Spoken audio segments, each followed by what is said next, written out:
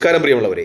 എൻ.സി.പിയുടെയും തൃണമൂൽ കോൺഗ്രസിന്റെയും ഒക്കെ എംപിമാരെ അടർത്തി മാറ്റി സ്വന്തം മുന്നണിയിലെത്തിച്ച് രാജ്യസഭയിലും ലോക്സഭയിലുമൊക്കെ ഭൂരിപക്ഷം നേടി മിക്ക ബില്ലുകളും അവതരിപ്പിച്ച് പാസാക്കിയെടുക്കാമെന്ന വ്യാമോഹത്തിനിടയ്ക്ക് ബി.ജെ.പി സ്വന്തം കാൽച്ചുവട്ടിലെ മണ്ണ് ഒലിച്ചു പോകുന്നത് അറിഞ്ഞില്ല എന്നൊരു യാഥാർത്ഥ്യമാണ് നമുക്ക് ഈ ഡൽഹിയിലെ സമരപരമ്പരകൾ കാണുമ്പോൾ വ്യക്തമാകുന്നത്. മറ്റുള്ള രാഷ്ട്രീയ പാർട്ടികളെയൊക്കെ പിളർത്തിയെടുക്കുന്നതിനിടയിൽ ബി.ജെ.പി സ്വന്തം കാൽച്ചുവട്ടിലെ മണ്ണ് ഒലിച്ചു പോകുന്നത് അറിഞ്ഞില്ല. കാരണം മോഡിയുടെ ആസ്ഥാനത്താണ്, വീട്ടിന് തൊട്ടു മുമ്പിലാണ് സമരങ്ങൾ നടക്കുന്നത്. കോൺഗ്രസ് കൂടി ആ സമരങ്ങളുടെ ഭാഗമാകുന്നതോടുകൂടി ആ സമരങ്ങൾ രാജ്യവ്യാപകമാകുന്നു എന്നതാണ് യാഥാർത്ഥ്യം. ബി.ജെ.പി പറയുന്നത് പോലെയല്ല, ബി.ജെ.പിയെ പോലെ കപട രാജ്യസ്നേഹികളല്ല. ഇന്ന് വസന്ത് സിറേഖ് എന്ന് പറയുന്ന കോൺഗ്രസിൻ്റെ ചാനൽ ചർച്ചയിൽ പങ്കെടുത്ത് പറയുന്ന വ്യക്തിത്വം, അദ്ദേഹം പറയുന്നതനുസരിച്ച് ഉത്തരാഖണ്ഡിൽ ഒരു മേജറിൻ്റെ മകൻ, രാജ്യത്തിന് വേണ്ടി പടപൊരുതിയ ഒരു മേജറിൻ്റെ മകൻ തൻ്റെ ചോദ്യപേപ്പർ, തൻ്റെ നീറ്റ് എക്സാമിൻ്റെ ചോദ്യപേപ്പർ ചോർന്നതിനെ തുടർന്ന് ആത്മഹത്യ ചെയ്തിട്ടുണ്ടെന്ന വാർത്ത സംപ്രേഷണം ചെയ്യപ്പെടുന്നു. അപ്പോൾ ബി.ജെ.പി പറയുന്നത് പോലെയല്ല, രാജ്യസ്നേഹമുള്ള യഥാർത്ഥ രാജ്യസ്നേഹികളുടെ ഒക്കെ മക്കൾ ഇതിൻ്റെ ദുരിതം അനുഭവിക്കുന്നുണ്ട് എന്ന വാർത്തകൾ പുറത്തു വരികയാണ്. അത് ബി.ജെ.പിയെ കൂടുതൽ പ്രതിസന്ധിയിലാക്കും എന്ന രീതിയിലുള്ള റിപ്പോർട്ടുകൾ തന്നെയാണ് പുറത്തു വരുന്നത്. ഇന്ന് മറ്റൊരു വാർത്ത കൂടി ഷെയർ ചെയ്ത് വരുന്നുണ്ട്. ഉത്തരേന്ത്യയിലുള്ള ഏതോ ബി.ജെ.പി നേതാവിൻ്റെ മകൻ, അദ്ദേഹം പറയുന്നുണ്ട്, അദ്ദേഹത്തോട് അയാളുടെ അച്ഛൻ പറയുന്നുണ്ട്, നിനക്ക് എവിടെയെങ്കിലും ആരെങ്കിലുമൊക്കെ ആത്മഹത്യ ചെയ്യുന്നത് നിനക്കെന്താണ്, നീ എന്തിനാണ് സമരത്തിന് പോകുന്നതെന്ന് ചോദിക്കുമ്പോൾ ആ വിദ്യാർത്ഥി പറയുന്ന മറു ചോദ്യവും അതും ഇങ്ങനെ സോഷ്യൽ മീഡിയ കൂടി ഷെയർ ചെയ്ത് പോകുന്നുണ്ട്.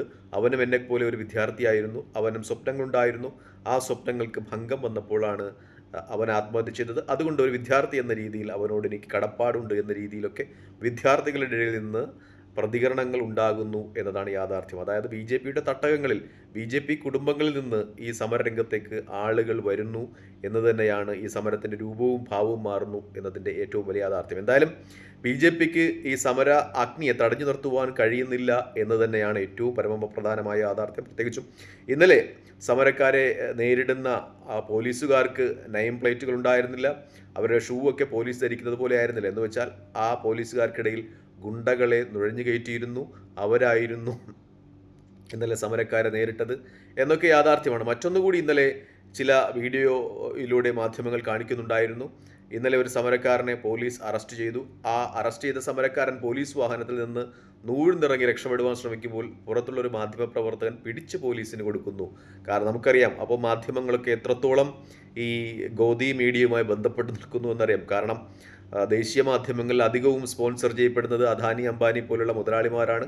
അപ്പോൾ അവരൊക്കെ ബി.ജെ.പി നേതൃത്വവുമായിട്ടൊക്കെ ബന്ധപ്പെട്ട് നിൽക്കുന്നവരാണ്. അവർക്ക് ബി.ജെ.പിയുമായിട്ട് മാത്രമേ വിധേയത്വമുണ്ടാകൂ എന്ന കാര്യങ്ങളും ചർച്ചയാകണം. മാത്രമല്ല, ഈ ചാനലുകൾക്കൊക്കെ നിലനിന്ന് പോകണമെങ്കിൽ കേന്ദ്ര ഗവൺമെൻറ്റിൻ്റെ പരസ്യങ്ങൾ വേണം.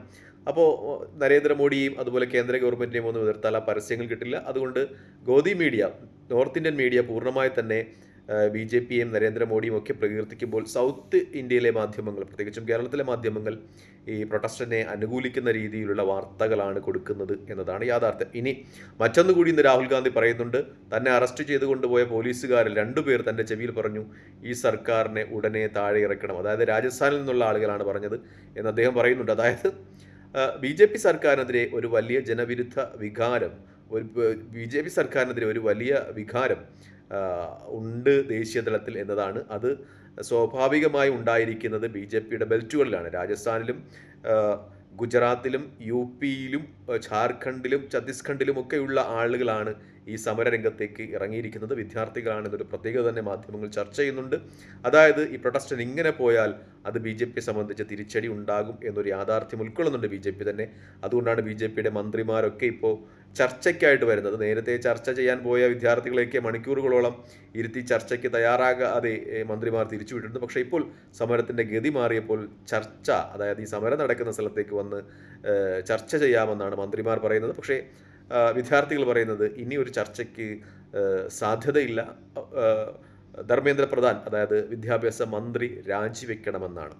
നമുക്ക് ഈ പ്രൊട്ടസ്റ്റിൻ്റെ ഒരു കാര്യം എടുത്ത് നോക്കുമ്പോൾ വ്യക്തമാകുന്ന ഒരു കാര്യമുണ്ട്. കാരണം സിസ്റ്റത്തിൻ്റെ ഭാഗമായി ചിലപ്പോൾ 1-2 പ്രാവശ്യമൊക്കെ ഈ ചോദ്യപേപ്പറുകൾ ചോർന്നേക്കാം. പക്ഷേ 189 പരം പരീക്ഷകൾ അതിൻ്റെ ചോദ്യപേപ്പർ ചോർന്നിരിക്കുന്നു. 1-2 പ്രാവശ്യമൊക്കെ ആണെങ്കിൽ ന്യായീകരിക്കപ്പെടാം. മാത്രമല്ല, ചില റിപ്പോർട്ടുകൾ അനുസരിച്ച് 50 ലക്ഷം മുതൽ 1 കോടി രൂപയ്ക്ക് വരെയാണ് ചോദ്യപേപ്പർ വിറ്റിരിക്കുന്നത്. അങ്ങനെയാണെങ്കിൽ ഏതെങ്കിലും ഫണ്ടുകളുടെ സ്വരൂപണത്തിന് വേണ്ടിയാണോ ഈ ചോദ്യപേപ്പർ വിറ്റത് എന്നൊക്കെയുള്ള ചോദ്യങ്ങൾ സ്വാഭാവികമായി ഉയരുന്നുണ്ട്. മാത്രമല്ല 29 പരം വിദ്യാർത്ഥികൾ ഈ നീറ്റ് പരീക്ഷയുടെ ചോദ്യപേപ്പറുമായി ബന്ധപ്പെട്ട് ആത്മഹത്യ ചെയ്തിട്ടുണ്ട്. ചോദ്യപേപ്പർ ചോർന്നതുമായി ബന്ധപ്പെട്ട് ആത്മഹത്യ ചെയ്തിട്ടുണ്ട്. 100-ലധികം പേർ ഈ ടോട്ടൽ മുഴുവനായിട്ടുള്ള ചോദ്യപേപ്പർ ചോർന്നതിൻ്റെ ഫലമായിട്ട് ആത്മഹത്യ ചെയ്തിട്ടുണ്ടെന്നൊക്കെ പറയുമ്പോൾ അത് സിസ്റ്റത്തിൻ്റെ ഭാഗമായി 1-2 പ്രാവശ്യം സംഭവിക്കുന്ന ഒരു അപാകതയല്ല, അതിനൊക്കെ ആസൂത്രിതമായ കൈകളുണ്ട് എന്ന് തന്നെയാണ് വ്യക്തമാകുന്നത്. അതുകൊണ്ട് തന്നെയാണ് ഈ പണിക്ക് ധർമ്മേന്ദ്ര പ്രധാൻ എന്ന് പറയുന്ന കേന്ദ്ര വിദ്യാഭ്യാസ മന്ത്രി യോഗ്യനല്ല, അദ്ദേഹം രാജിവെച്ച് പോകേണ്ടതുണ്ട് എന്ന് പറയുന്നത്. കാരണം 1-2 പ്രാവശ്യമൊക്കെ ആണെങ്കിൽ ന്യായീകരിക്കാം. പക്ഷേ BJP സംബന്ധിച്ച് അദ്ദേഹം ഒഡീഷയെ പോലുള്ള സംസ്ഥാനത്ത് BJPയെ പിടിച്ചു നിർത്തുന്ന ആളാണ്. കഴിഞ്ഞ ലോക്സഭാ ഇലക്ഷനിൽ BJPക്ക് ഒഡീഷയിൽ 20 സീറ്റ് ലഭിച്ചിരുന്നു, 21 സീറ്റിൽ. അതിൻ്റെ ഒരു പ്രധാന ഘടകം ധർമ്മേന്ദ്ര പ്രധാനാണ്. അതുകൊണ്ട് തന്നെ അദ്ദേഹത്തെ ആ സ്ഥാനത്ത് നീക്കുവാൻ നരേന്ദ്രമോദി തയ്യാറാകില്ല എന്ന ഒരു വസ്തുത ചർച്ച ചെയ്യപ്പെടുകയാണ്. പക്ഷേ BJPയെ സംബന്ധിച്ച് അടിയന്തിരമായി ഇത് നടപടി എടുത്തില്ലെങ്കിൽ BJPയുടെ കാൽച്ചുവട്ടിലെ മണ്ണ് ഒലിച്ചു പോകുമെന്ന കാര്യത്തിൽ സംശയമില്ല. നേരത്തെ UPA സർക്കാരിൻ്റെ സമയത്ത്, 2ാം UPA സർക്കാരിൻ്റെ സമയത്ത് അണ്ണാ ഹസാരെ നടത്തിയ സമരം, ജന്തർ മന്ദറിൽ അണ്ണാ ഹസാരെ നടത്തിയ സമരത്തോട് നമുക്കെതിരെ ഉപയോഗിക്കാം. കാരണം പിന്നീട് കോൺഗ്രസ് അധികാരത്തിൽ വന്നില്ല അണ്ണാ ഹസാരയുടെ സമരം തുടർന്ന്. അതുപോലെയായിരിക്കും ഈ സമരവും എന്ന വിശകലനം തന്നെയാണ് മാധ്യമങ്ങൾക്ക് പുറത്തുവിടുന്നത്. ഒരുപക്ഷേ BJPയുടെ രാഷ്ട്രീയ അന്ത്യത്തിൻ്റെ തുടക്കം അത് ജന്തർ മന്ദറിലെ സമരത്തിൽ നിന്നായിരിക്കാം എന്ന വിശകലനങ്ങൾ പുറത്തു വരികയാണ്. BJP എത്രത്തോളം കായികമായി ഈ സമരത്തെ നേരിടുന്നുവോ അത്രത്തോളം BJPക്ക് അപകടകരമായി മാറും. കാരണം വിദ്യാർത്ഥികൾ അത് മിക്കപ്പോഴും BJP കുടുംബങ്ങളിൽ നിന്ന് വരുന്ന വിദ്യാർത്ഥികളാണ്. ആ വിദ്യാർത്ഥികളെ ഈ വാടക ഗുണ്ടകളെയൊക്കെ വെച്ച് നേരിട്ടാൽ അത് മാതാപിതാക്കളെ സംബന്ധിച്ച് വിഷമമുണ്ടാക്കുന്ന കാര്യമാണ്. തങ്ങളുടെ മക്കളെക്കാൾ വലുതല്ല ഒരു രാഷ്ട്രീയ പ്രസ്ഥാനവും ഒരു മോഡിയും മാതാപിതാക്കൾക്ക്. അതുകൊണ്ട് തന്നെ ഈ വിദ്യാർത്ഥികളെയൊക്കെയും കായികമായി നേരിടുകയാണെങ്കിൽ അത് BJPയുടെ രാഷ്ട്രീയ അന്ത്യത്തിന് തന്നെ കാരണമാകുമെന്ന കാര്യത്തിൽ സംശയമില്ല. ഇനി രാഹുൽ ഗാന്ധിയുടെ ഒരു ആസൂത്രിതമായ നീക്കം ഇതുമായി ബന്ധപ്പെട്ട് പുറത്തു വരുന്നുണ്ട്. കാരണം രാഹുൽ ഗാന്ധി ഇന്നലെ ഈ സമരമുഖത്തേക്ക് വന്നതോടുകൂടി അദ്ദേഹം വിദേശത്തായിരുന്നപ്പോൾ BJPക്കാരൊക്കെ ചോദിച്ചൊരു ചോദ്യമുണ്ട്, എവിടെ രാഹുൽ ഗാന്ധി, എവിടെ രാഹുൽ ഗാന്ധി എന്ന്. രാഹുൽ ഗാന്ധി നരേന്ദ്രമോദിയുടെ വീട്ടുമുറ്റത്ത് വന്നു നിൽക്കുന്നു എന്നതാണ് യാഥാർത്ഥ്യം.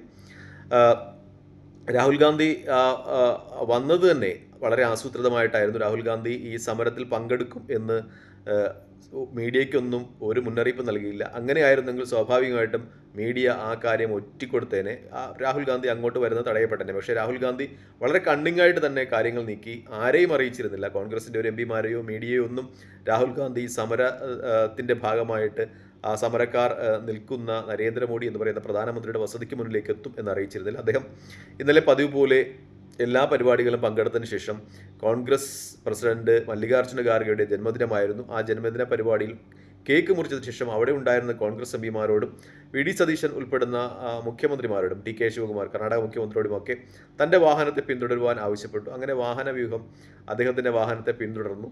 അങ്ങനെ ആ വാഹനവ്യൂഹം നരേന്ദ്രമോദിയുടെ വീടിന് സമീപത്ത് എത്തിയപ്പോഴാണ് തങ്ങളും ഈ സമരത്തിൻ്റെ ഭാഗമാകുന്നതായി കോൺഗ്രസ് നേതാക്കന്മാരും MPമാരും ഒക്കെ അറിഞ്ഞത് എന്ന ഒരു വിശകലനവും ഇന്നലെ വരുന്നുണ്ട്. ഒരുപക്ഷെ KC വേണുഗോപാലും രാഹുൽ ഗാന്ധി മാത്രമേ അറിഞ്ഞിട്ടുണ്ടാകൂ ഇങ്ങനെ ഒരു സമരത്തിൻ്റെ ഭാഗമായിട്ടാണ് തങ്ങൾ പോകുന്നതെന്ന്. അല്ലെങ്കിൽ ഈ വിവരം ഒറ്റിക്കൊടുത്തേനെ. അത് സുരക്ഷാ ഏജൻസികളൊക്കെ രാഹുൽ ഗാന്ധിയും ഒപ്പമുള്ള കോൺഗ്രസ് സംഘത്തെയും തടഞ്ഞേനെ.